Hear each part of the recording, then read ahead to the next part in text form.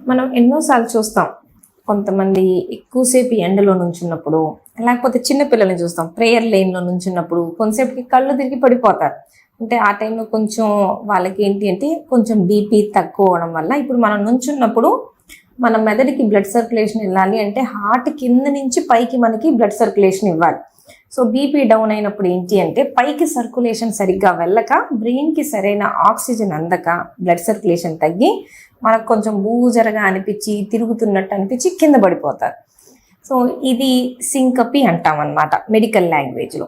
So ఎప్పుడైనా కానీ మనకు తెలిసిన వాళ్ళకు ఇట్లా కళ్ళు తిరిగి పడిపోయేటట్టు ఉంటే మాత్రం అన్నిటికన్నా ఇంపార్టెంట్ థింగ్ ఏంటి అంటే ఇప్పుడు మనం స్ట్రెయిట్గా పడుకొని ఉన్నాం అనుకోండి, బీపీ తక్కువ ఉన్నా కూడా హార్ట్ నుంచి బ్రెయిన్కి బ్లడ్ వెళ్ళిపోద్ది.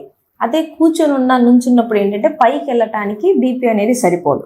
కాబట్టి కళ్ళు తిరుగుతున్నట్టు అనిపిస్తే మాత్రం మనం వెంటనే చేయాల్సింది ఏంటి అంటే అట్లా పడుకోవాలి. కూర్చుంటే కూడా సరిపోదు, కూర్చున్నా కూడా సర్క్యులేషన్ సరిగ్గా అందదు. కాబట్టి వెంటనే మనం ఎక్కడ ఉన్నామో మొహమాట పడకుండా సిగ్గుపడకుండా ఎక్కడున్నా కానీ ఫస్ట్ స్ట్రెయిట్గా పడుకోవాలి. దానికి తోడు ఎవరైనా హెల్ప్ చేసే వాళ్ళు ఉంటే, ఒకవేళ మన వాళ్ళు ఎవరైనా ఇట్లా కళ్ళు తిరుగుతున్నాయి అంటే అట్లా కిందకి పడుకోగానే కాళ్ళు రెండింటిని మనం పైకెత్తాలి. ఎందుకంటే కాళ్ళల్లో చాలా బ్లడ్ స్టోర్ అయ్యి ఉండిద్ది మన బాడీలో. సో మనం కాళ్ళు పైకి ఎత్తంగానే ఆ బ్లడ్ అంతా హార్ట్కి వెళ్ళిపోతుంది. హార్ట్ అనేది బ్రెయిన్కి సర్క్యులేట్ చేసిద్ది. సో ఇట్లా పడిపోతున్నప్పుడు మన కాళ్ళకి రక్త సరఫరా అనేది మనకి పెద్దగా అవసరం లేదు బాడీకి ఆ టైంలో. కాబట్టి వెంటనే పడుకోబెట్టేసి కాళ్ళు రెండు పైకి ఎత్తేసామనుకోండి, అప్పుడు సర్క్యులేషన్ బాగా వచ్చేసి మళ్ళీ వెంటనే వాళ్ళే కోలుకొని లేచేస్తారు. లేవంగానే కొంచెం వాటర్, కోకోనట్ వాటర్ ఏదైనా ఇస్తే తొందరగా కోలుకుంటారు.